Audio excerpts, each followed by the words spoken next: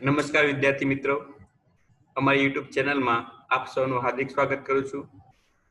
તો વિદ્યાર્થી મિત્રો, આજે આપણે ધોરણ 9 અને 10 તથા 11 અને 12માં અંગ્રેજી ગ્રામરની અંદર ઇનડાયરેક્ટ સ્પીચ વિશે અભ્યાસ કરવાનો છે.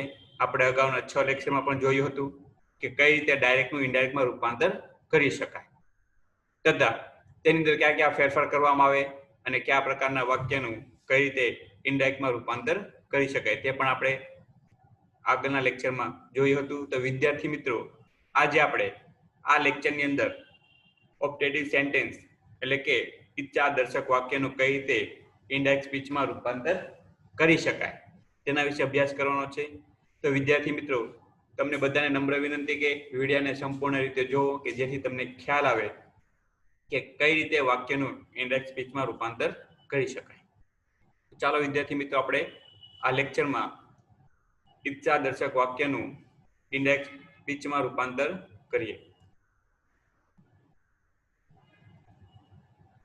તો જોઈએ સૌપ્રથમ કે જ્યારે તમને ઈચ્છાદર્શક વાક્ય તમને આપેલું હોય અને ઇનડાયરેક્ટ સ્પીચમાં તેનું રૂપાંતર કહેવામાં આવે તો તમે કઈ રીતે રૂપાંતર કરશો તેના કેટલાક મુદ્દાઓ છે એ તમને અહીંયા આપેલા છે. તો આપણે તેને આધારે અભ્યાસ કરીએ અને કેટલાક એક્ઝામ્પલ લઈ અને તેનું ઇનડાયરેક્ટ સ્પીચમાં રૂપાંતર કરતા શીખીએ. તો જોઈએ કે સૌપ્રથમ કે વાક્યના ભાવાર્થ પ્રમાણે વાક્યની અંદર કયા પ્રકારનો ભાવ રહેલો છે તેને આધારિત તમારે રિપોર્ટિંગ વર્બ મૂકવાનું રહેશે. ત્યાર પછી અભિવાદન વાળા વાક્યમાં કોઈ સંયોજક મૂકવામાં આવતું નથી. એટલે કે આમ સામાન્ય રીતે જોઈએ તો ઓપ્ટેટિવ સેન્ટેન્સની અંદર કંજક્શન એટલે કે સંયોજક તરીકે કશું મૂકવામાં આવતું નથી, પરંતુ ડાયરેક્ટલી તે વાક્યને સીધું લખવામાં આવે છે. અમુક વાક્ય હોય કે જે વાક્યની શરૂઆત મેથી થયેલી હોય અથવા તો અમુક શુભેચ્છા વાળા વાક્યને વિધાન વાક્યમાં ફેરવવું. ત્યાર પછી કે વાક્યમાં સંયોજક તરીકે ધેટનો ઉપયોગ કરવો, પણ ક્યારે કે જ્યારે તમને વાક્યની શરૂઆત મેથી થયેલી હોય ત્યારે તમારે વાક્યમાં સંયોજક તરીકે ધેટનો ઉપયોગ કરવાનો રહેશે. કાળમાં ફેરફાર થતો નથી. અને ત્યાર પછીના બીજા કેટલાક મુદ્દાઓ કે જે સામાન્ય છે કે સર્વનામમાં થતો ફેરફાર તથા સમય અને નજીકતા દર્શાવતા જે શબ્દો તમને આપેલા હોય તેમાં ફેરફાર તમારે કરવાનો રહેશે. તો ફરી એકવાર જોઈએ વિદ્યાર્થી મિત્રો કે જ્યારે તમને ઓપ્ટેટિવ સેન્ટેન્સ તમને આપેલું હોય ને ઇનડાયરેક્ટ સ્પીચમાં રૂપાંતર કરવાનું કહે તો કઈ રીતે આપણે રૂપાંતર કરીશું. તો પહેલો પોઈન્ટ કે વાક્યમાં ભાવાર્થ પ્રમાણે રિપોર્ટિંગ વર્બ એટલે કે આરવી મૂકવું. ત્યાર પછી અભિવાદન વાળા વાક્યમાં કોઈ સંયોજક મૂકવામાં આવતો નથી, પરંતુ એને ડાયરેક્ટલી વાક્ય સીધી રીતે લખી નાખવાનું. તથા તમને મેં અને અમુક શુભેચ્છા વાળા વાક્યો તમને આપેલા હોય તો તે વાક્યને વિધાન વાક્યમાં ફેરવવું. અને જ્યારે તમને ઓપરેટિવ સેન્ટેન્સમાં વાક્યની શરૂઆત મેથી કરવામાં આવેલી હોય ત્યારે તમારે તે વાક્યને ઇનડાયરેક્ટમાં ફેરવો ત્યારે તમારે સંયોજક તરીકે શું મૂકવાનું રહેશે? ધેટ મૂકવાનું રહેશે. કાળમાં ફેરફાર થતો નથી, ખાસ યાદ રાખવું. તથા સર્વનામને અમુક સમય દર્શાવતા શબ્દોમાં તમારે ફેરફાર કરવાનો રહેશે. તો આપણે ચાલો વિદ્યાર્થી મિત્રો કે રિપોર્ટિંગ વર્બ કઈ રીતે મુકાય તેનું કોષ્ટક દ્વારા આપણે અભ્યાસ કરીએ. કે જ્યારે તમને વાક્યની અંદર અલગ અલગ ભાવાર્થ આપેલો હોય તો તેને આધારિત તમારે રિપોર્ટિંગ વર્બ મૂકવાનું રહેશે.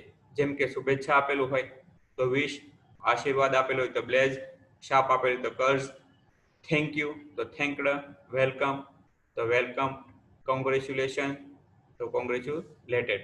આ રીતે તમને વાક્યમાં અલગ અલગ ભાવાર્થ દર્શાવેલો હશે તો તેને આધારિત તમારે રિપોર્ટિંગ વર્બ મૂકવાનું રહેશે.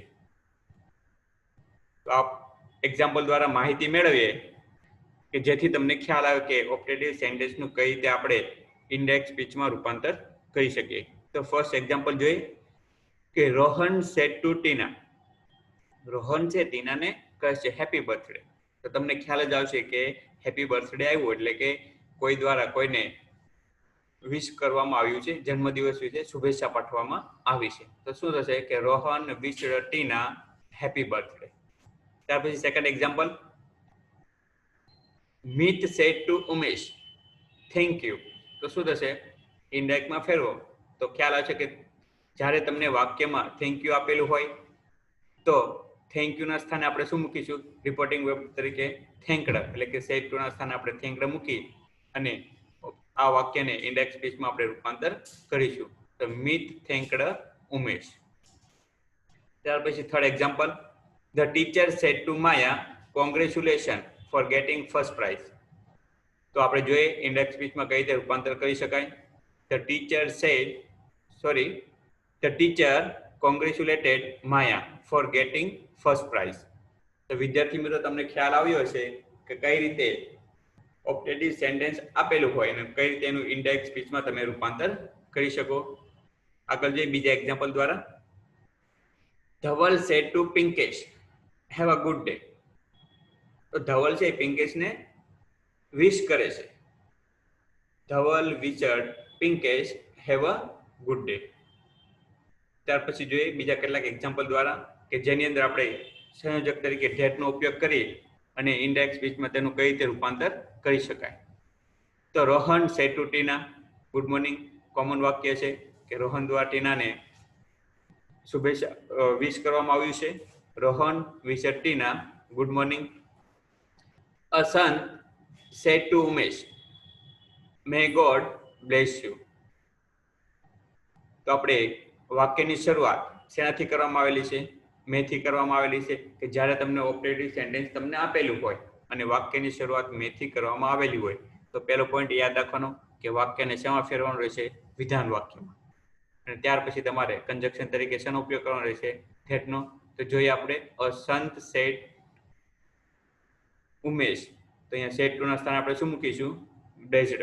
કે સંત દ્વારા ઉમેશને શું આપવામાં આવે છે? આશીર્વાદ આપવામાં આવે છે. અને જ્યારે તમને આશીર્વાદ આપેલું હોય તો તેના સ્થાને આપણે સેડ ટુ ના સ્થાને શું મૂકીશું? બ્લેસ.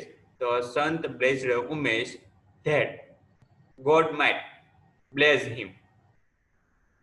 તો ખ્યાલ આવે છે વિદ્યાર્થી મિત્રો કે જ્યારે વાક્યની શરૂઆત મેથી કરવામાં આવેલી હોય તો તેનું કઈ રીતે ઇન્ડેક્સ સ્પીચમાં આપણે રૂપાંતર કરી શકાય. ત્યાર પછી જોઈએ આગળ, Mohan said to Maya may you go to hell. Mohan છે માયાને કહે છે. Mohan cursed to Maya that she might go to hell. Mohan દ્વારા માયાને શાપ આપવામાં આવે છે. તો તે વાક્ય પણ દર્શાવેલું છે કે તેનું કઈ રીતે ઇન્ડેક્સ સ્પીચમાં રૂપાંતર કરવામાં આવ્યું છે. તો જે last example, Dhaval said to Pinkesh thank you for your kind help. Dhaval thanked Pinkesh for him kind help. તો અહીંયા તમે જોઈ શકો છો યોર આપેલું છે, યુ આપેલું છે. તો તેને આધારિત જ્યારે તમને બીજો પુરુષ આપેલો તો બીજા પુરુષને આધારિત તમારે સર્વનામમાં ફેરફાર કરવાનો રહેશે. કર્તા વિભક્તિ હોય કે કર્મ વિભક્તિ હોય તેને આધારિત તમારે બોલનાર અથવા સાંભળનારને આધારિત તમારે સર્વનામ મૂકવાનું રહેશે. તો વિદ્યાર્થી મિત્રો આપણે આજે અહીંયા સુધી રાખીએ. ફરી પાછા નેક્સ્ટ લેક્ચરમાં મળીશું. Thanks for visit my channel. Thanks for watching this video. જય હિન્દ, જય Bharat. Thank you very much.